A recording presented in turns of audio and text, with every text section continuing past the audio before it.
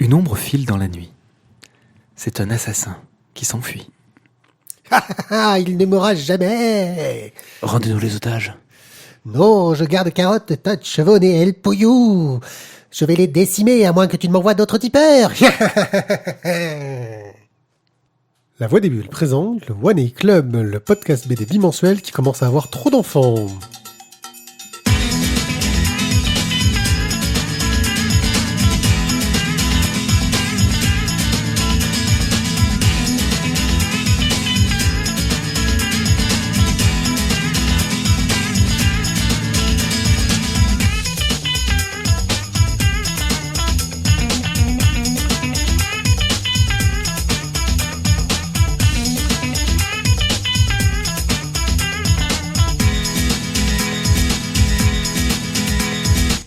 Bonsoir à tous et bonjour si vous nous écoutez le jour. Oh, l'entrée de podcast la plus standard du monde.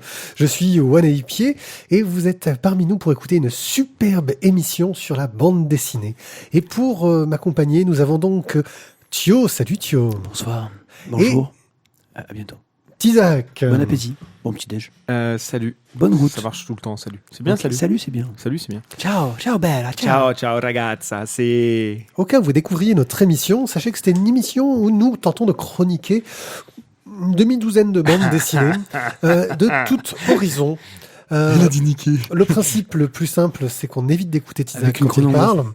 parle. Et ensuite, on essaie de partir des one-shots, puis on va vers les tomes 1, et petit à petit, quand on avance dans l'émission, on spoil de plus en plus, parce qu'on va arriver sur les tomes 5, 25... 24 au 12e. 24 au 12e. Bref, si vous nous écoutez, vous savez que le début de cette émission est sans danger, mais la suite... Tout peut arriver. Nous allons commencer à parler de Les 40 éléphants, puis de la BD des espaces vides, de Tokyo Amour et Liberté, de la Brigade des cauchemars, les tomes 20 et 21 d'Invincible, d'Animosity. Dans notre Express, nous parlerons de Jérôme K. Jérôme Bloch, le numéro 20, et de Shizakobe 2 et 3. Vous aurez peut-être remarqué que nous avons zappé le online, parce que Thio... C'est car parce Oui, que... c'est parce que Thio, Ah ouais, c'est par car souci de solidarité, parce que j'ai un nouvel enfant, a décidé qu'il n'avait pas le temps de s'en occuper, ce que je comprends tout à fait. Merci Thio. C'est En fait, normal. non, c'est... J'ai pas le temps de m'occuper de ton enfant, on est tout à fait d'accord. En fait, non, mais c'est le principe, tu sais, quand il y a le petit frère ou la petite sœur qui débarque, t'as le grand frère ou la grande sœur qui décide de faire chier. Hein, puisque vous vous occupez d'elle, moi je fais plus rien. Et voilà, c'est Mathieu a fait le grand, quoi. Voilà. Bon, je crois que je vais démarrer de suite. Ok, donc on va parler tout de suite, les 40 éléphants. Tu connais la devise, Mathieu, hein, c'est celui qui reçoit. 40 éléphants. Ton ordinateur a bien reçu. Florie, Doigt de fée. Le tome 1 par Kit Toussaint au scénario et Virginie Augustin au dessin. Nous allons suivre dans le Londres 1920 une jeune fille qui s'appelle Florie et qui est très très douée en pickpocket, mais qui va faire les poches des personnes qu'il ne faut pas, c'est-à-dire des membres du gang des 40 éléphants. 40 femmes qui, pendant la guerre, avaient repris le contrôle de la pègre locale et qui tentent de le maintenir maintenant, malgré le gang masculin qui voit d'un mauvais œil le fait que les femmes continuent à faire le boulot. Mais bien sûr, tout n'est pas si clair. La police a un petit peu mis son petit grain de sel pour essayer d'en apprendre plus sur ce gang et le démanteler. De nombreux mystères vont être révélés en cours d'aventure.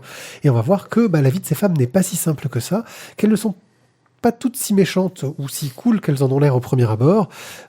Et on va suivre toute une histoire de vol d'enfants pour vous expliquer à quel point on touche des sujets assez difficiles et graves. Voilà. C'est une... je connaissais pas Kit Toussaint en scénario.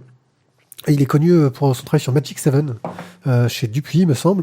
Par contre, moi, j'apprécie beaucoup Virginie Augustin, que j'avais découvert sur des illustrations de jeux de rôle. Oui, dans du Rêve de Dragon. Ouais. C'est récent, ça. Ouais, c'est récent. Non, c'est plutôt jeune. Ça C'est pas gentil de parler de l'âge d'une dame. Bref, et j'adorais son trait et son dessin. Trait que j'ai énormément apprécié dans cet album.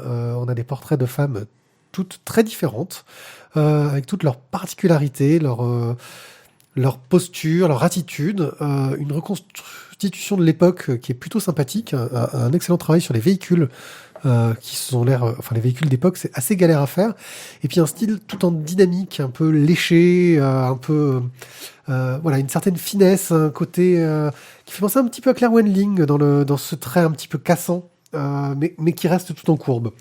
Et puis un scénario où on se prend bien au jeu, où on a bien envie de savoir ce qui se passe, c'est tout en fluidité, tout en finesse, on se fait surprendre par les rebondissements qui sont en cours d'histoire, et on est touché par les personnages que l'on découvre et leurs mésaventures qui sont loin d'être des plus faciles. Les amis, qu'en avez-vous pensé ? Écoute, moi j'ai passé un très bon moment à le lire.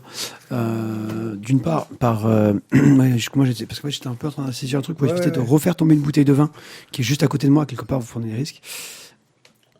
J'ai passé un très bon moment avec 40 éléphants. D'une part, par le côté un peu historique de cette après-guerre où justement il y a, on va dire voilà la place de la femme qui a changé. On en a parlé tout à l'heure déjà il y a quelques jours dans notre splash page. Splash page.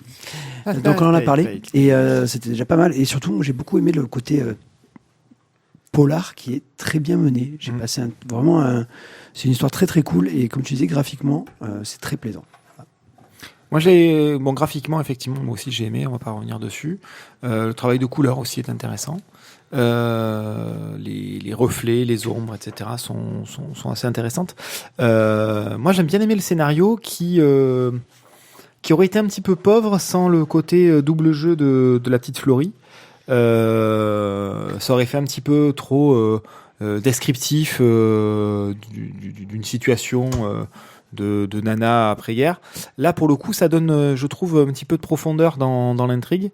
Et ces multiples rebondissements, ces histoires un peu façon poupée russe, là, avec toujours un truc qui traîne en dessous, c'est intéressant pour l'intrigue, mais c'est aussi intéressant pour la profondeur des personnages. Elles ont toutes un vécu, elles ont toutes quelque chose à raconter, elles ont toutes une raison finalement d'être le ou la méchante, de trahir ou de pas trahir. Et c'est voilà. Moi, j'ai trouvé que c'était intéressant de ce point de vue-là. Ça donne de la profondeur au récit. C'est un premier tome. Voilà. Moi, j'attends la suite avec grand intérêt. On verra si effectivement ça se poursuit dans la qualité. Surtout que d'après le dossier de presse, les prochains tomes vont s'intéresser à d'autres personnages du gang des 40 éléphants et donc sans doute nous montrer un nouveau point de vue sur des situations qu'on a vues jusqu'ici, et ça ne peut qu'être intéressant, je pense. Exactement, on a croisé une petite Maggie Passe-Muraille là, qui sera le sujet du deuxième tome de la série. Bien. Coup de cœur, pas coup de cœur ? Non, je vais pas. Non, voilà. Non, pas encore. On verra si effectivement sur la suite ça se bonifie et ça se confirme. Peut-être, mais moi pour l'instant pas encore. Des espèces vides, mon cher Isaac. Et oui, des espèces vides de Francisco Miguel, qui est au scénario, au dessin, à la couleur et au café.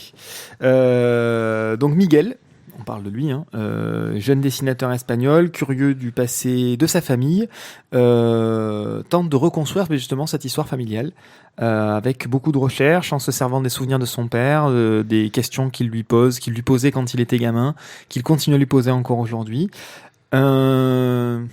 Voilà, on ne sait pas où est la frontière entre le récit de fiction et le récit autobiographique. C'est assez intéressant. Donc, pour faire simple, on est donc en Espagne, on est avec donc ce Miguel qui est en train de chercher son passé, mais de se chercher lui aussi dans son présent.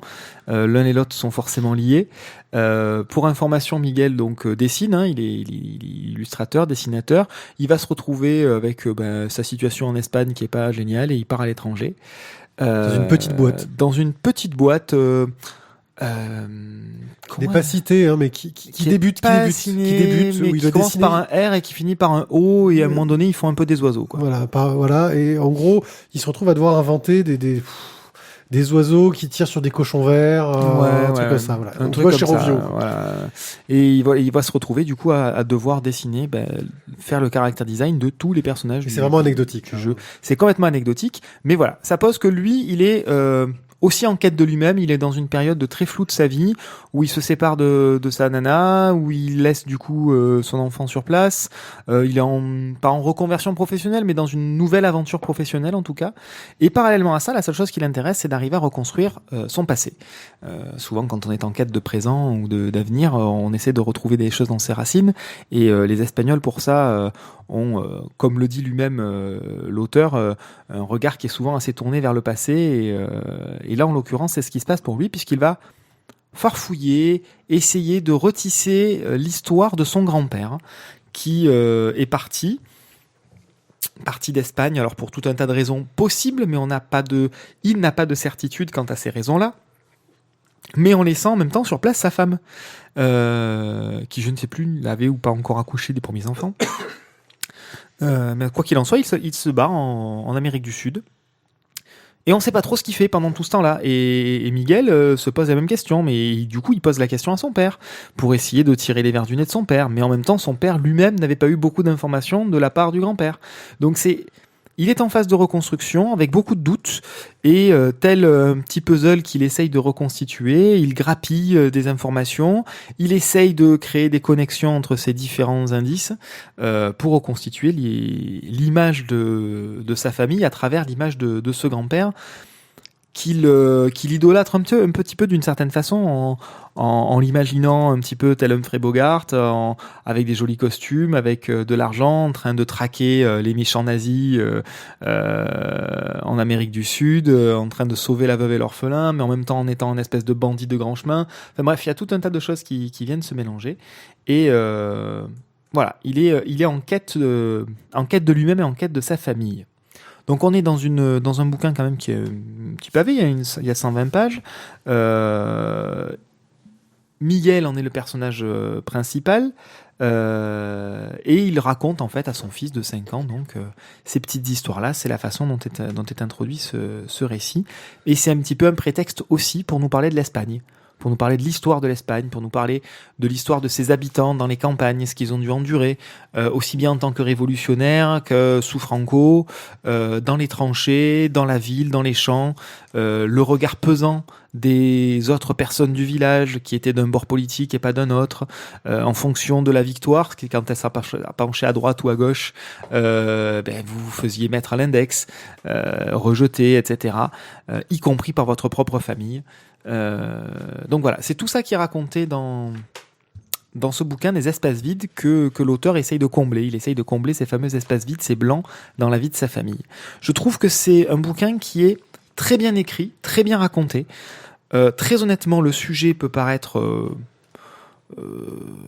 pas forcément très intéressant. Vous savez, quand c'est quelque chose d'un petit peu autobiographique, il y a forcément quelque chose de personnel, donc il faut que ça arrive à toucher. Moi personnellement, je ne suis pas forcément dans une démarche de recherche de mon histoire familiale. J'ai pas de racines dans l'histoire espagnole. C'est pas forcément une histoire qui me passionne à proprement parler. Et pourtant, voilà, ce bouquin m'a touché, ce bouquin m'a interpellé, et je l'ai lu quasiment d'une traite en fait. Ça a filé assez vite, et quand j'ai dû l'arrêter, c'est parce que j'étais obligé de l'arrêter, c'est pas parce que j'en avais marre. Donc non, c'est vraiment un bon bouquin, je trouve, qui a cette capacité à nous attraper, à nous happer et à nous faire balader dans l'histoire de l'Espagne, dans l'histoire de cette famille, et dans l'histoire de ce jeune homme, de ce jeune adulte qui est en pleine reconstruction. Qu'en avez-vous pensé ? Alors moi, j'ai déjà parlé du dessin que j'ai beaucoup aimé. Ouais, on est dans un style un peu cartoony que j'aime bien, mais avec un travail sur les couleurs, surtout sur les sources de lumière qui sont très très fortes, très marquées. C'est-à-dire que souvent le trait n'est pas plein. Donc on est un cartoony à l'américaine, quelque chose de semi-réaliste qui marche très très bien, et des couleurs vraiment super sympas. Après, j'étais un petit peu largué par la narration pour 2 points. C'est que on ne sait pas trop dans quel le fil conducteur est pas facile à suivre, je trouve. On s'y perd un peu. On est dans une sorte de flou, et c'est compliqué par ma manque de culture sur l'histoire espagnole en fait. Où je saisis à peu près les enjeux et ce qui se passe, mais il me manque tu vois, la base sur lequel faire reposer un peu toutes ces petites histoires. Donc oui, je comprends que le gars, il est pas dans le bon camp, il est plutôt du côté des anarchistes, et donc ça passe mal, et ainsi de suite. Mais voilà. Et c'est vrai que je me suis un peu perdu, parce que parfois, il parle du grand-père, parfois du père, tu vois, dans le récit. Ouais, oui. Ça m'a parfois un peu largué. J'ai trouvé ça un peu dommage, parce que le sujet est super intéressant. La narration dans les pages en elles-mêmes est plutôt bien foutue, mais c'est le lien entre toutes ces pages que j'ai trouvé pas toujours évident, qui a une tendance à nous perdre un peu, et je savais pas toujours de qui il parlait et de quel point de vue il était. Non, moi, j'ai pas eu cette perte de fil. Par contre, je suis d'accord avec toi, c'est pas. Je me suis posé la question justement de. Est-ce que ça aurait pas été sympa à un moment donné de nous poser en l'espace de quelques cases, de telle date à telle date il se passe ci, de telle date à telle date il se passe ça, de telle date à telle date, voilà, pour savoir qui était au pouvoir à ce moment-là, on était qui contre qui, et que ce soit un peu plus même en termes identifié. éditorial en début de. Voilà, moi je l'aurais plutôt vu en termes éditorial, en espèce de supplément. Pour reposer les choses. Parce que je me suis posé la question pendant la lecture. Et puis finalement, je suis passé outre. Je me suis dit, il nous manque des informations historiques pour poser les choses sur un décor. Bon, maintenant, c'est l'histoire de la famille plutôt qui est intéressante. C'est cette espèce d'introspection et cette recherche dans la famille, pas forcément sur l'histoire de l'Espagne en elle-même, quoi. Alors en fait, comme le bouquin s'appelle Des espaces vides, moi j'ai considéré que en fait il découvrait les morceaux de la vie du grand-père et du père un peu au hasard des discussions de la famille. Donc du coup, il était en train d'essayer de reconstruire le puzzle au fur et à mesure. C'est ça. Donc moi je l'ai vraiment vu en fait comme un puzzle géant qu'il essaye de reconstruire.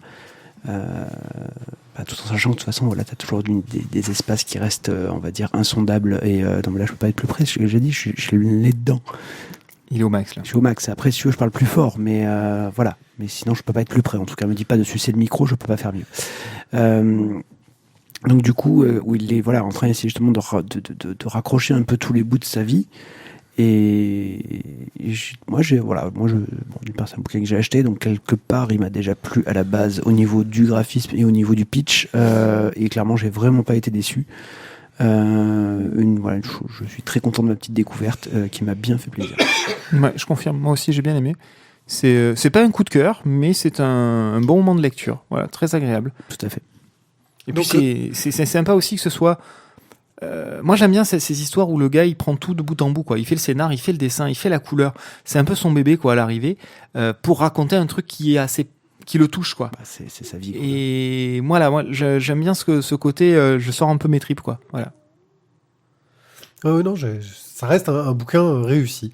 Donc, Des espaces vides de Miguel Francisco chez Delcourt collection Mirage. Tokyo, amour et liberté de Kan Takahama. Si. On connaît déjà Kan Takahama. Parce qu'elle avait fait L'envol du papillon. Dernier Envol du papillon, voilà, dont on a parlé on a récemment. chroniqué il y a très peu de temps. Ouais. Voilà.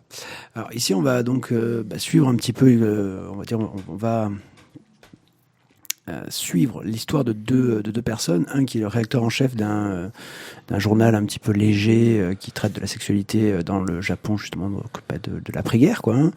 Et un gars qui est donc son journaliste star. De l'après-première guerre. Hein. Oui, de l'après-première guerre. Après, au Japon, tout se passe après Première Guerre. Après Première Guerre. Et du coup, avec donc son journaliste star, et donc ils vont ils vont chercher le sujet. C'est des reporters de terrain. Ils vont vraiment coller au plus près de l'action. Sachant qu'ils parlent beaucoup d'érotisme. Hein. Ils sont sur le terrain. C'est des reporters de guerre, quoi. Ouais, c'est des reporters de guerre.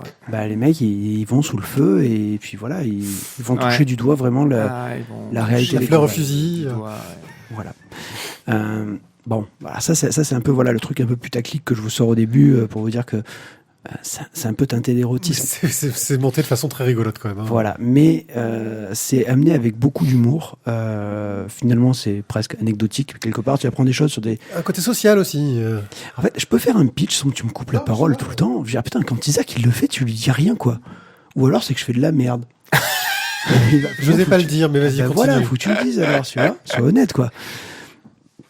Et donc du coup, c'est traité de manière assez anecdotique parce que c'est pas vraiment l'essentiel du sujet. On va avoir des moments où on va avoir des petites informations sur des villages ou des fêtes assez particulières qu'on peut voir au Japon. Et si vous regardez certains reportages sur le Japon, vous pouvez encore en voir aujourd'hui. Où vous direz mais waouh, ils sont vachement barrés les Japonais. Non, en fait, enfin pour eux c'est normal quoi. La scène là avec les 2 gros machins, elle est monstrueuse. Ouais, celle-là elle est exceptionnelle. Mais finalement, on va s'attacher à un côté du Japon assez traditionnaliste et en même temps un changement, on va dire aussi, qui va s'opérer petit à petit et sur une ouverture, sur un Occident et sur d'autres idées. Et ça se fait pas sans mal. Ça se fait pas sans mal, exactement. Et on va découvrir, je trouve une belle histoire une belle histoire romancée, une belle histoire d'amour qui est quand même très sympathique. Ken Takahama, donc qui est une femme, n'est-ce pas? Absolument. Voilà. Et donc qui je trouve vraiment mène ça vraiment de manière absolument splendide. Te fait découvrir vraiment plein de choses, à la fois historiques du Japon, donc de l'après-première guerre, et en même temps une version romancée donc de l'histoire de son grand-père et du frère de son grand-père, qui ont donc tous les deux, on va dire, un petit rapport avec ces histoires-là.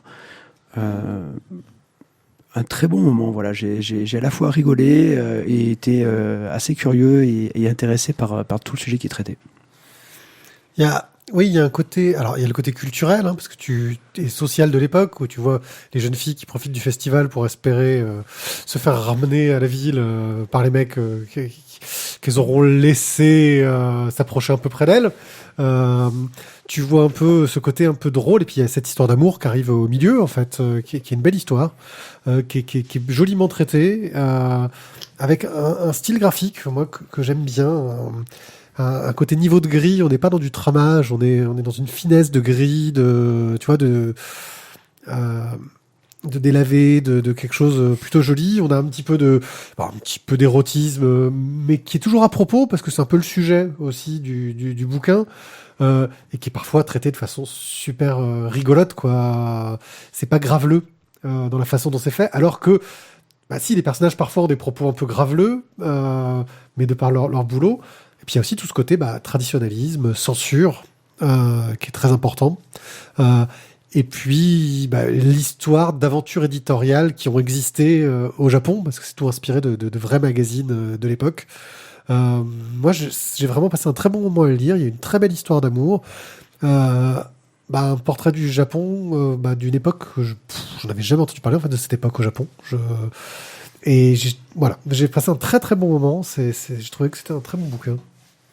Alors moi qui suis pas un grand amateur de manga, j'avoue que j'y ai trouvé mon compte, principalement grâce à la fin. Voilà, la façon dont l'histoire d'amour, et du coup, sans être un personnage principal, mais le personnage, l'un des 2 personnages principaux, Ishin, qui est donc chroniqueur dans le fameux magazine, lors de ses virées, rencontre donc sa future promise, et il en tombe éperdument amoureux. Et c'est cette histoire-là donc qui nous est racontée, et je trouve que la façon dont cette histoire-là se conclut dans le bouquin est vraiment très bien faite, est vraiment très jolie, et vraiment apporte une valeur ajoutée importante à ce bouquin. C'est pas que simplement descriptif sur ce qui se passait à cette époque-là, c'est ancré effectivement dans des faits réels, aussi bien au niveau de la rédaction des magazines, le nom des magazines, mais aussi les personnages, sont des personnages qui sont inspirés de personnages réels. C'est vraiment bien foutu, c'est vraiment bien construit, et avec beaucoup de légèreté, alors que quand même c'est assez dramatique. Ils sont dans une censure et une forme d'oppression permanente. Il faut à chaque fois qu'ils fassent valider chaque numéro avant publication. Quand ils ne se font finalement pas publier, c'est un drame économique, c'est des pseudo-licenciements. En tout cas, c'est des auteurs qui vont pas toucher de paye à ce moment-là. Pendant combien de temps, ils ne savent pas. C'est des questionnements réels. Donc il y a beaucoup de légèreté avec ce côté érotique, avec ce côté jeune fille de la campagne, censément facile parce qu'elles n'ont qu'une envie et qu'un espoir surtout, c'est d'aller en ville pour s'extirper de leurs conditions sociales. Mais en même temps, voilà, il y a beaucoup de beaucoup de sensualité, beaucoup d'amour au sein de ce couple, même dans le couple de l'éditeur, parce qu'il est fidèle à sa femme d'une certaine façon. Alors il faut retranscrire ça dans le Japon avec la relation homme-femme au Japon, hein, c'est encore autre chose. Mais dans une époque aussi. Et dans cette époque-là. Mais il y a quand même de l'amour dans tout ça, il y a quand même du respect. Et voilà, au final, c'est un bouquin qui est assez bien réussi. Et ça fait quand même 2 Kan Takahama, sans leur mettre une petite étoile. Voilà, je passe un bon moment à les lire, donc voilà, c'est sympa, n'hésitez pas.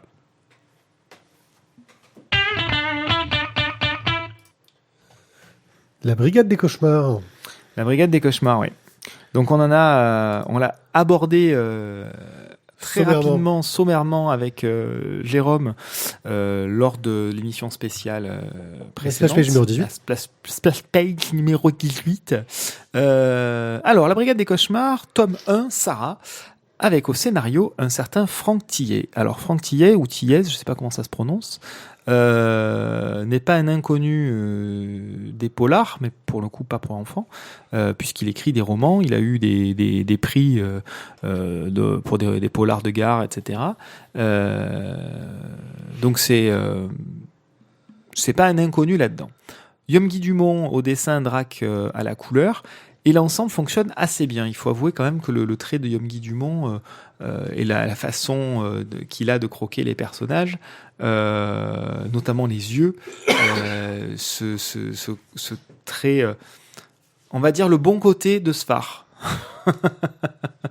Je ne suis désolé, je l'ai dit. Oui, non, mais c'est bien dit. Est très approprié, je trouve, pour ce sujet. Alors, du coup, on en avait parlé lors de l'émission précédente. On est avec deux jeunes enfants qui vont faire partie d'une brigade de cauchemars gérée par le professeur Angus, qui arrive à envoyer, c'est donc ce duo d'enfants, dans les cauchemars de ses patients, afin de supprimer ce cauchemar, de résoudre la problématique, de résoudre l'énigme qui est liée à ce cauchemar. Donc c'est assez prometteur parce que c'est un pitch de départ qui ouvre une porte possible à une série longue. Chaque nouveau tome peut apporter un nouveau patient avec une nouvelle problématique, une nouvelle situation d'enquête et donc d'aventure. De ce point de vue-là, c'est assez intéressant sur le long terme. Maintenant, sur cette aventure-là, on va donc suivre les cauchemars d'une petite fille qui s'appelle Sarah, donc qui a 14 ans, qui souffre de cauchemars depuis des semaines, des cauchemars récurrents, traumatisants. Et donc les 2 enfants, dont j'ai oublié le prénom, Tristan et je ne sais plus... Et voilà. Et Esteban. Ah, ça y est. Voilà. Tristan et Esteban. Et donc, pendant que l'adolescente est endormie, les 2 garçons peuvent aller rentrer dans son rêve. Tristan, qui est quand même handicapé, qui est en fauteuil roulant, lorsqu'il est dans les rêves de la personne, du patient, lui retrouve l'usage de ses jambes, ce qui est quand même bien pratique. Ils ont quand même les facultés de fantôme, grosso modo. Hein. Ils peuvent passer à travers les murs, etc. Pas les 2, un seul d'ailleurs. Oui, un seul, c'est effectivement un seul va pouvoir passer à travers les murs, c'est son petit pouvoir magique. Et donc voilà. Et donc ces 2 enfants vont rentrer dans le rêve de la jeune fille qui est donc dans une espèce de ville totalement désertée, entourée par un mur absolument gigantesque et où visiblement les enfants sont traqués par les adultes. Pour quelles raisons ? On n'en sait rien au début, et c'est tout le sujet, visiblement, de la résolution de ce cauchemar. Pourquoi les enfants sont capturés ? Comment libérer les enfants ? C'est ce que les 2 protagonistes vont essayer de faire tout au long de cette petite histoire. Alors, petite histoire, sympathique, somme toute. Pour un premier tome, ça pose les bases. Maintenant, ça les pose quand même très vite. Moi, j'ai un petit peu la sensation qu'il y a quand même beaucoup d'incohérences dans tout ça. Certes, on est dans de la SF, dans une espèce de petit thriller. Mais quand même, un savant qui engage du monde médical, qui reçoit des subventions pour faire des expériences avec des enfants, et qui garde prisonniers d'autres patients, des gens qui viennent le voir comme ça, comme s'il avait pignon sur rue, bon, voilà. Disons qu'il y a des raccourcis que je trouve un petit peu olé olé. Voilà. Maintenant, malgré tout, ça fonctionne quand même pas mal. Je trouve que c'est quand même très bien porté par le dessin de Guillaume Dumont, pour le coup, et des couleurs aussi, Drac. Sans ça, je pense que ça aurait pu être beaucoup moins intéressant, somme toute. Thio.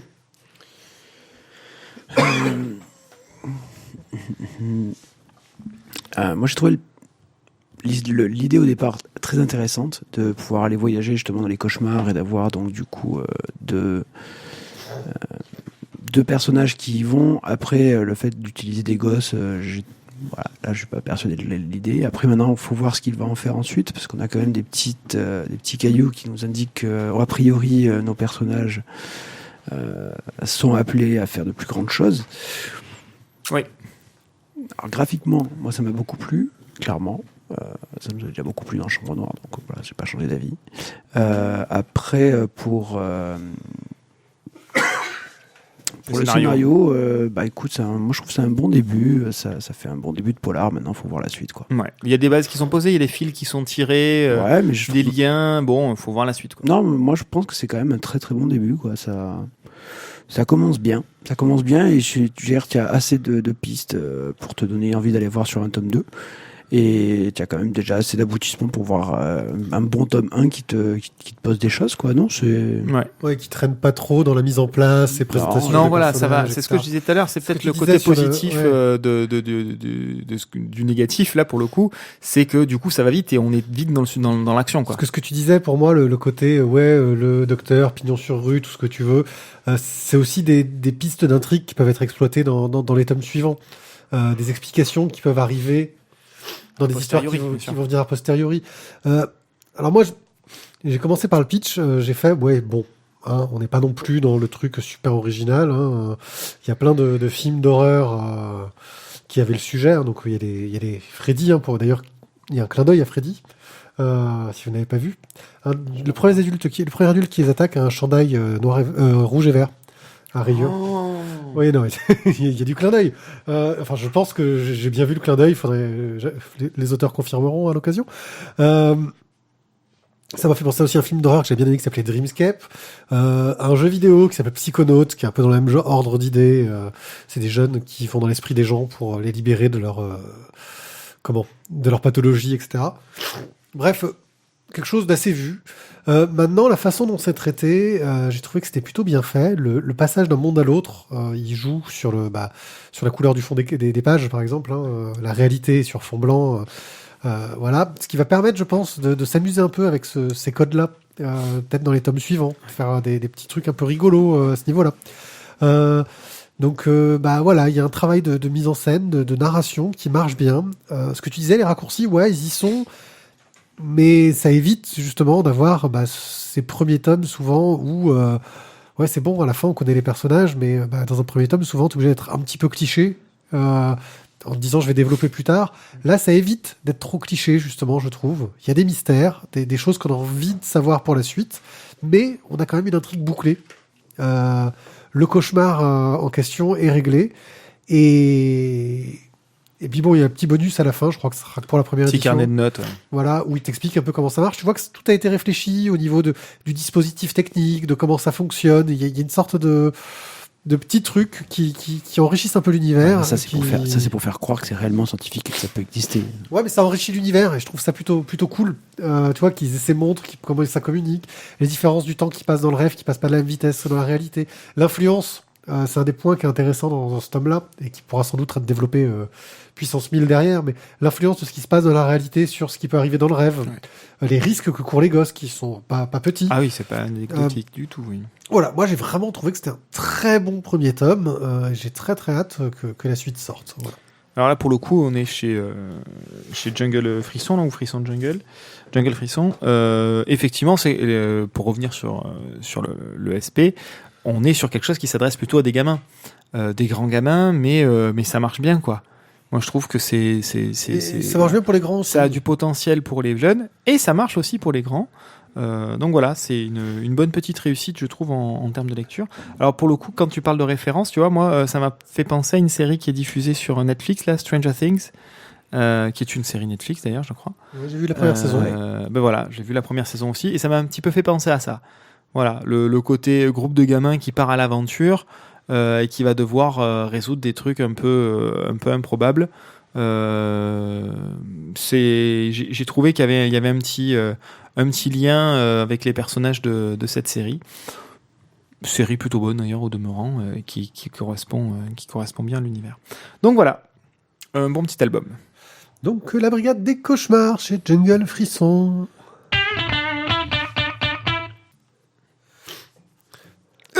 C'est lourd. Alors contrairement à ce que j'ai annoncé, on est un peu dans le désordre parce qu'on va passer sur une série. On aurait dû faire Animosity avant, je pense. Donc on était sur un tome 1. Ah, tu as changé ça. Voilà, non mais on est un peu merdouillé. T'as changé. Ouais, j'ai changé. Les changements de dernière minute, c'est jamais bon. On va parler donc des tomes 20 et 21 d'Invincible. Alors pourquoi est-ce que je vous parle des tomes 20 et 21, pas dans le Express? C'est parce qu'il se passe beaucoup de choses intéressantes dans ces deux tomes. Alors, pour rappel, le pitch d'Invincible. Dans Invincible, on va suivre la vie d'un gamin, Mark Grayson, qui découvre qu'il a des pouvoirs, que son père est un extraterrestre, et va devoir apprendre à vivre avec. 19 tomes plus tard. En résumé, hein.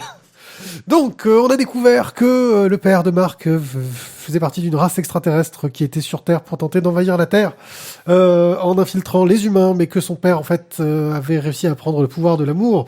En gros, c'est ça. Hein. Voilà, et était redevenu gentil, entre guillemets, et luttait contre son propre peuple, les Viltrumites, qui voulaient envahir le monde. Mais suite à un gros combat, les Viltrumites arrivent à peu près à gagner en réussissant à s'imposer pour essayer de faire des gosses sur Terre, parce que ils sont une espèce en voie de disparition, parce qu'ils se sont fait décimer la gueule. Ouais, quand même. À force de faire la guerre avec tout le monde... Marc le prend un peu mal, et au milieu des milliers de super-héros qui sont décrits dans cette série, parce qu'il y en a des tonnes, il y en a un qui s'appelle Robo, qui est parti avec... c'est Dinosaur Girl, je crois, son nom, ou je sais plus quoi. Ouais, il me semble, ouais. Voilà, sur une autre dimension, où, grâce à leur pouvoir, ils sont réussi à devenir maîtres du monde, mais dans cette dimension... Le temps passe très très différemment, et pour eux il s'est passé plus de 1000 ans, je crois. Et quand il revient, Robo, lui, il commence à se dire que l'humanité c'est un peu la merde. Et pour régler le problème, il décide de régler tous les problèmes, de devenir le grand dictateur du monde, mais en loose day. C'est-à-dire qu'il va pas dire ah je suis le maître du monde. Non non, il est le maître du monde. Il règle les problèmes sans se mettre en avant parce que c'est pas son rôle. Il veut juste que le monde aille mieux. C'est quand même assez rigolo dans la façon dont c'est présenté, puisque c'est le renversement d'une république par une dictature, sans dire que c'est une dictature et sans culte de la personnalité. Et où tout le monde est content. Et où finalement, tout le monde est content. Globalement. Et là, ça pose des vrais problèmes d'éthique, des vrais problèmes moraux à Marc. Oui. Voilà. Donc ça, c'est le pitch principal, on va dire, de l'arc. Et en parallèle, il se passe une scène... très très très très impressionnante qui fait dire que cette BD n'est plus une BD pour enfants à partir du tome 20. À quel moment c'était une BD pour enfants? Si ça passait, c'était de l'action, c'était fun, c'était cool, tout ce que tu veux. Mais à partir du tome 20, on n'y est plus du tout. Je vais peut-être spoiler cette scène-là. Désolé les autres. Attention.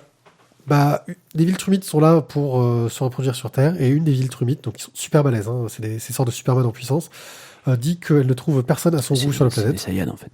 Voilà. Commence à harceler Marc et le viol. Voilà. Le viol du super-héros, héros principal de ce comics qui en est à 20 et quelques tomes. Voilà. Donc c'est une scène étonnante, choquante, on s'y attend pas du tout. Imaginez Catwoman qui viole Batman, quoi. Et donc toutes les conséquences vont être mises en scène, surtout que Marc vient d'avoir un enfant. Oui, parce que Marc est en couple de son côté avec Atom et Eve. Voilà. Et ils viennent à peine de recoller les morceaux, quoi. Oui. Donc, comment ça va se passer? Marc, qui en plus, pour son couple, veut plus trop s'impliquer dans la vie de super-héros. Surtout que maintenant, le monde va bien. Oui, j'irais même jusqu'à dire, le monde va bien. Va trop bien. Bref, beaucoup de questions qui s'entrechoquent. C'est un peu aussi le principe d'Invincible.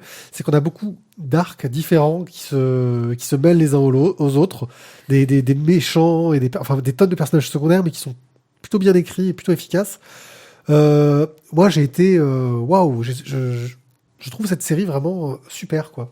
C'est Robert Kirkman au scénario, Ryan Otley, Cliff Rathburn à l'ancrage. D'ailleurs, Cliff Rathburn ancre mieux que Ryan Otley. Quand c'est Ryan Otley qui ancre, ça se voit et c'est moins bien. Alors, juste pour te dire, Ryan Otley a rendu la dernière page de Invincible cette semaine. Ah, c'est fini. C'est fini. Oh. Il a posté, La dernière de la dernière. il a posté la dernière en disant voilà ma dernière page de The End, This is the end. de Invincible. Après, je sais pas s'il continue sans lui, mais en tout cas, lui, il a posté ça. Non, parce que Kirkman a dit qu'il voulait arrêter la série parce qu'il Bah, savait où il allait. Mais là, vu comment la série évolue, ça se termine en combien de tomes alors? Je sais pas. En tout cas, Otley a fini son dernier dessin. Oh là là. je dirais 23, 24, 24, 24 dans ces eaux-là, ça va se finir. Oh, reste plus grand-chose avant la fin. Ça va être difficile. Bref, une excellente série qui va en se bonifiant avec des personnages super et puis des problématiques inattendues. Robert Kirkman est aussi le scénariste de The Walking Dead et franchement, même si j'ai bien aimé les derniers The Walking Dead,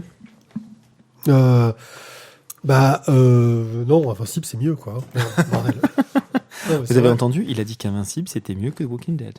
Bah, disons que sur la durée, je pense que je suis entièrement d'accord. Invincible a toujours réussi à me faire revenir à chaque fois en me reboostant. Il y a eu des étant plus petits, dynamique. creux de vague, mais Mais il y a des toujours un petits truc. Et sauf que Walking Dead, là, j'avoue que beaucoup moins. Donc, Même le dernier. j'ai toujours pas lu. Ah bah d'accord. Le dernier qui finit Peut-être en que arc, le on dernier y me reviendra. fera d'un coup. Ah On y ouais, c'est reviendra trop plus bien. Mais là, Invincible, je trouve voilà, il est quand même plus constant en termes d'écriture. tu veux parler du 21? Je parlais du 20-21, je globalise D'accord, parce parce que que alors, quand même les deux... dans le 21, on a quand même des scènes de combat qui sont absolument monumentales. Ah oui. Entre le fauve de combat et l'ancien roi Viltrumite. C'est voilà. Et qui c'est- prennent c'est mais, monstrueux. un petit bout entre chaque. C'est ça, t'as c'est le l'impression- combat qui dure des heures. C'est le combat qui dure 10 heures, des mois, t'as l'impression que ça n'en qui finit dure plus. Quoi. plusieurs épisodes en fait de C'est ça. Dragon Ball quoi. C'est un peu l'idée, ouais. C'est un peu l'idée. Oui, Et c'est un du combat coup, de Dragon Ball. Hein. ça vient comme ça en épisode par tranche de 2, 3, 4 planches, faire des petites interludes dans le reste de la Oui. trame générale. Et le tome 21, on va juste dire que la base, c'est que Mark décide de quitter la Terre et déménager sur une autre planète et découvre que c'est pas facile d'être d'une race qui est pas très connue. Être Surtout un expat, avec un nouveau-né. Être un expat, c'est compliqué. Puis être un expat et être de la race la plus détestée de l'univers. Aussi. Oui, puis il faut se réadapter en termes de virus, de Ah, maladies, mais lui, en de plus, nourriture. il n'est que moitié Viltrumite. Oui. Mais bon, c'est pas évident. Voilà, moi je mettrais volontiers un coup de cœur parce que j'ai bien aimé particulièrement ces deux arcs. Maintenant, vous n'êtes pas obligé de suivre. Vu que la série va bientôt se finir. Ouais, peut se on va réserver peut-être pour- attendre pour la fin et faire Ouais, non, une étoile d'honneur, quoi. Oui, je t'avoue que la scène du viol m'a beaucoup surpris, le traitement qu'il en est fait ensuite aussi. Ouais. Mais voilà, non, ça mérite pas. C'est toujours aussi bien, certes, mais c'est pas non plus le top de la Kikoulette. Mais c'est le problème quand on est déjà à 21 tomes, quoi. C'est que Ouais, c'est c'est compliqué compliqué. de te faire surprendre totalement et que ça fasse un waouh. Il y a eu du waouh. Mais ouais, enfin, moi j'attends de voir la suite de l'histoire. Ouais, j'ai avec hâte de Robo. voir la fin. Robo, Ouais. je me tente de voir Ouais, le petit twist qui fera que d'un coup, bah, tout va voler en éclat. ouais.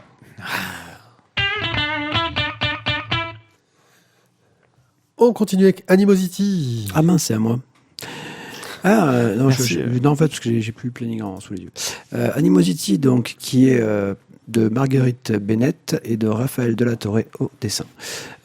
C'est paru chez Snorkel Comics, nouvel éditeur français.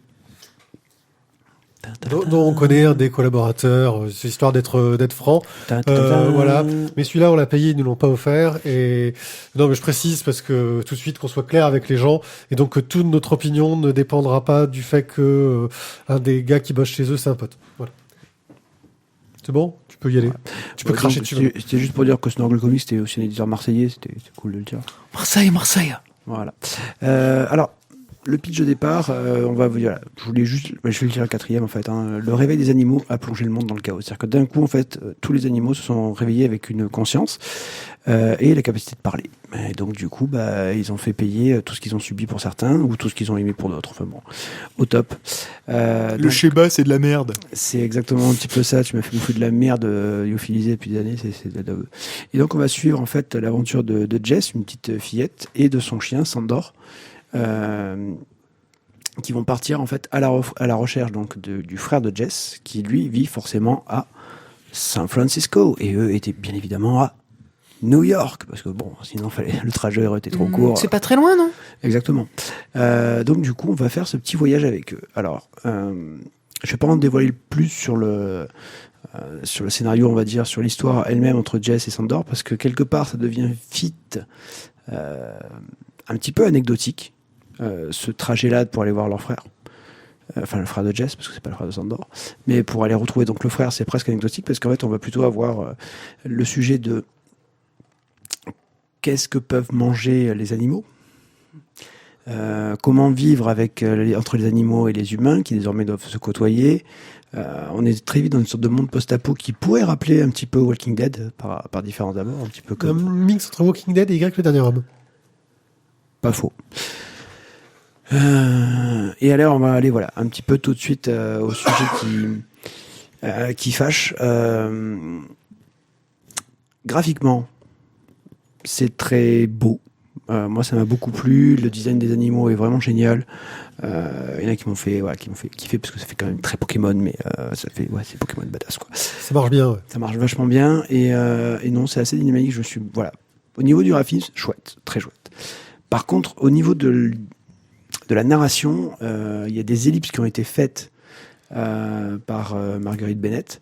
Et là, j'avoue que j'ai eu un peu plus de mal parce que on se retrouve à faire des petits sauts dans le temps qui, je trouve, sont pas une réussite. Il y a des choses qu'on nous cache, des petits moments d'histoire qu'on n'a pas eu. Et c'est assez dommage parce que on ne sait pas réellement ce qui s'est passé, quels choix ont été faits. Alors je pense qu'on aura sans doute par des flashbacks la réponse dans les tomes suivants, mais au niveau de la narration, ça donne quelque chose qui, je trouve, est un petit peu décousu. Et c'est dommage parce qu'on ça manque un petit peu de clarté, quoi. À la fin, on a un bon petit cliffhanger final qui quand même nous donne bien envie d'aller voir le tome 2. Voilà. Moi, clairement, je pense que j'achèterai le tome 2, c'est sûr. Maintenant, j'ai été un petit peu déçu de ce système de narration avec beaucoup trop d'ellipses à mon goût, qui m'ont, je trouve, pas permis de rentrer pleinement dans l'histoire. Alors moi, j'ai trouvé cette narration un peu originale parce que, déjà, on est dans une histoire classique de oh là là, tout change dans le monde, on est dans du post-apo, on doit survivre, s'en sortir. Les grosses ellipses sont intéressantes parce que on voit que le voyage va nous amener à côtoyer différentes situations qui vont relever des problématiques de notre vie avec les animaux, de comment on les traite à l'heure actuelle et comment est-ce qu'on peut s'en sortir si les animaux sont nos égaux. Et je trouve la problématique plutôt intéressante. Et j'ai pas mal aimé cette narration. Alors ouais, ça reste des choses dans l'ombre, mais on sait clairement ce qui est dans l'ombre. On sent que il y a du mystère derrière parce que c'est soulevé en disant ah et il s'est passé quoi là, et on sent que le gars j'ai pas envie de répondre. Donc ça reviendra un moment, on va avoir ce retour de bâton qui va arriver derrière. Alors ouais, ça fait peut-être un peu artificiel, c'est peut-être ça qui t'a gêné, c'est le mystère pour le mystère, quoi. C'est exactement ça, c'est du mystère pour du mystère, t'as un côté qui est totalement artificiel, on choisit de ne pas parler d'une partie de l'histoire, et à aucun moment, si tu veux, on revient dessus, c'est attention, regarde, ils sont en train d'ouvrir la porte, il se passe ça, et hop, gros plan sur un personnage, et hop, on arrive un an après. Ok les gars, mais enfin bon, cette coupe-là, c'est quand même un peu violent, quoi. C'est ça que je trouve. C'était le cliffhanger de la mort quand c'était publié en fascicule et tu le sauras plus tard. Ouais, mais enfin, du coup, c'est dommage que t'aies pas la réponse dans le fascicule suivant. Ouais, c'est vrai qu'il y a un peu de ça. C'est ce côté-là qui m'a un peu dérangé. Après, comme je te dis, ça n'enlève rien aux qualités de l'histoire dans sa globalité. Et je trouve qu'il y a plein de sujets intéressants qui sont abordés qui te permettent vraiment de te dire j'ai envie quand même d'aller voir le tome suivant. Mais cette façon de raconter, ça m'a un peu dérangé. D'accord, moi moins, mais je vois ce que tu veux dire. Et pareil, j'attends que tu chopes le suivant rapidement. Parce que on a envie de savoir. Puis le dessin, il a bien la classe. Il faut qu'il traduise. Alors, le dessin est un peu inégal quand même. Oui, il y a des moments... Il y a des moments où il manque un peu de qualité quoi, sur le de dessin. Temps. Peut-être de temps aussi. Express. Isaac, parle-nous du Jérôme Bloch numéro 26. Eh oui, 26. Si vous avez besoin de caler une armoire normande, n'hésitez pas. Vous avez largement de quoi. Alors, Jérôme Bloch, tome 26. Le couteau dans l'arbre, toujours par Un petit Daudier. décalage alors. Sélection au Festival d'Angoulême. Pour le Comment calage, faut un petit décalage seulement. Non, mais les 26 tomes. Avec les 26 tomes, Mathieu. Ah, ok. Oui. Donc toujours Daudier au scénario et au dessin et Cerise pour la couleur. Donc on suit toujours notre petit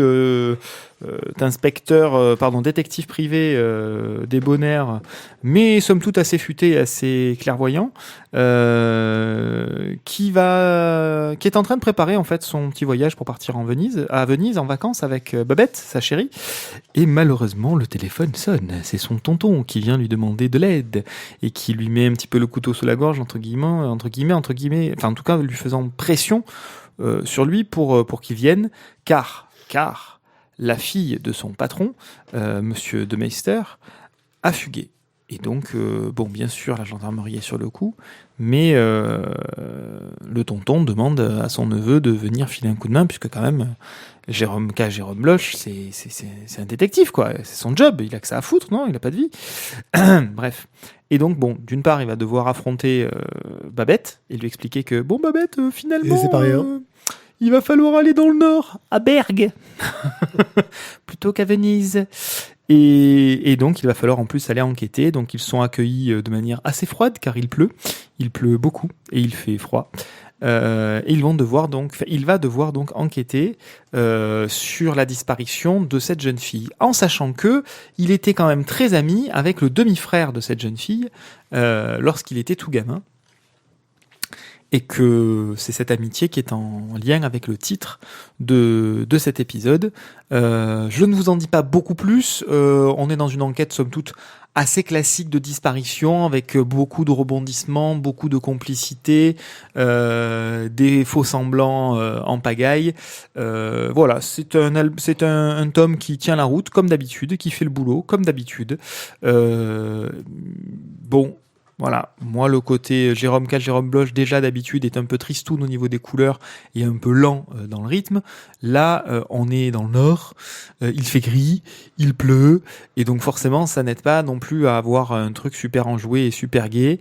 C'est peut-être la seule chose que je lui reprocherais, c'est que déjà ça a une fâcheuse tendance à avoir un style Colombo, mais alors là, dans le nord, ça en rajoute encore une couche.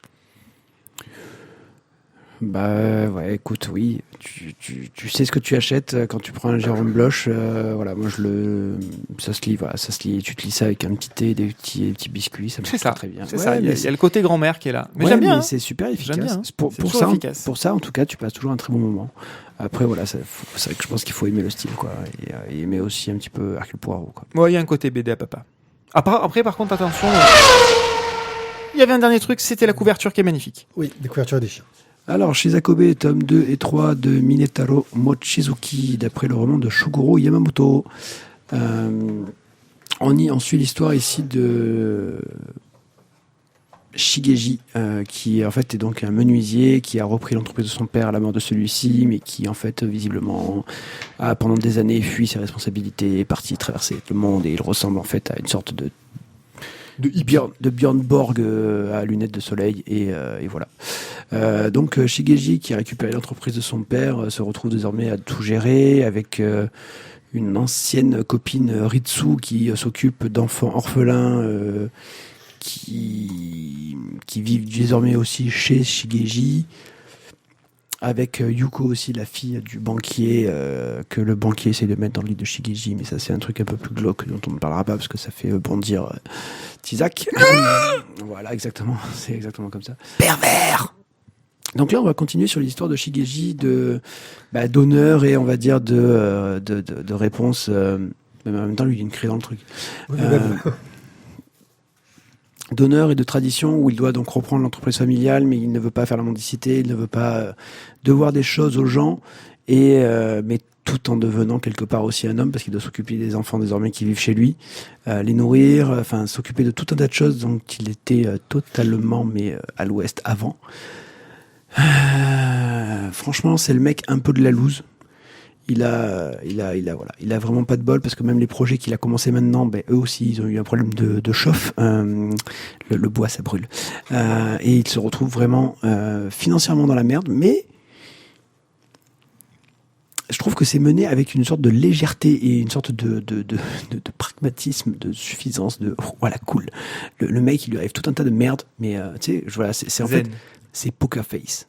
Le mec, il a la poker face et jamais il a un seul mouvement, un seul rictus d'énervement, d'accablement, non. Okay. Mais dès le départ, hein, il a un côté Johnny Lamèche, je suis planqué derrière, quoi. Je crois que Gary Sinise était beaucoup plus... carrément plus expressif. Beaucoup plus énervé au niveau du visage, quoi. Ok, donc toujours aussi étonnant et sympathique. Alors toujours étonnant, oui, parce qu'il y a quand même toujours. Alors par contre, voilà, pour revenir sur Isaac, il y a quand même toujours le côté des fois un peu glauque avec le banquier, le papa de Yuko qui est quand même très très très très bizarre. Mais bon, après voilà, je me dis bon, des fois c'est un peu les délires des japonais, ils ont pas des mêmes fondations que nous, donc du coup écoute, c'est leur truc à eux, ça leur fait fait la tête, ok. Des fois, je trouve ça un peu malsain, mais chacun son truc. En même temps, il vaut mieux le vivre sur une bande dessinée que de le faire en réel. Donc, allez-y, les gars, faites-vous plaisir en bande dessinée. Voilà. Mais oui, moi, je dirais, je lirais bien le tome 4 quand tu l'auras acheté, et peut-être pas la suite, quoi. Non, franchement, tu passes un bon moment. Et c'est vrai que c'est assez dépaysant et assez étrange, quoi. Ok, donc les Shizakobe, tomes 2 et 3. Merci de nous avoir suivis dans cette émission. Menez tambour battant. Ouais. On va comme d'habitude, en fin d'émission, aller se coucher parce qu'on est tous aussi morts les uns que les autres. Mortibus. Non, on ne chante pas maintenant. N'hésitez pas, si vous voulez nous donner un coup de main. En fait, vous savez que cette émission, on l'a fait au début avec un peu nos sous. Maintenant, on a quelques tipeurs qui nous aident. Mais bon, tout ça, ça coûte du matos, au-delà des bandes dessinées qu'on s'offre en général et que certains éditeurs ont la gentillesse de nous envoyer. Donc, si vous voulez nous soutenir, vous avez plusieurs solutions. La première, c'est d'aller sur Tipeee et de nous donner des sous. Et l'autre solution qui marche bien aussi, c'est de parler de nous. Parlez de nos podcasts, donnez-nous des étoiles sur iTunes. Alors, vous pouvez faites faire vos commandes de Noël en passant par notre Amazon. site pour aller sur Amazon. Ouais, n'hésitez pas. Voilà. Et surtout, allez-y gaiement, parce que donc, comme j'ai flingué un ordinateur avec une bouteille de vin rouge, n'hésitez pas, on va avoir des frais. Voilà. Donc, je pense que c'est... Pensez à tous les achats. Oui, parce que ce vin-là, on aimerait bien le boire, il faut qu'on rachète la bouteille, parce que c'est une honte. Voilà. C'est pas... Merci, Pierre, pas pour ta tant la sollicitude. bouteille. Merde, j'aurais cru. Non, c'est plutôt les taches de vin sur ma table qui me dérangent. Ah oui, non, c'est clair, le bois clair, ça craint. Donc, merci à tous. On se dit donc à très bientôt pour une prochaine émission, même si je vous avoue que le timing des émissions risque d'être un petit peu chamboulé, mais on va voir pour que ça marche en standard. Ouais, ça devrait arriver bientôt avec un petit peu de décalage. Voilà, on va essayer de limiter le décalage autant que possible. Merci de nous avoir écoutés. N'hésitez pas à nous suivre sur les réseaux sociaux. Tout est présent sur lavoidesbulles.fr. À très bientôt. Ciao, ciao. À très vite. Bye bye.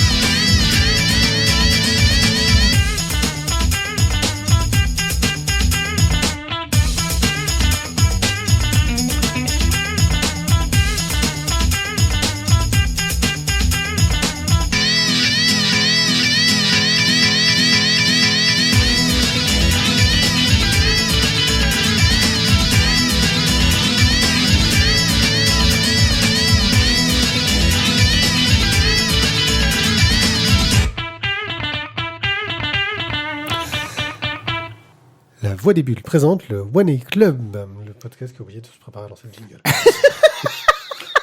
C'est un bon titre, ça. Le podcast BD bimensuel qui ne lance plus de jingle. Migraine.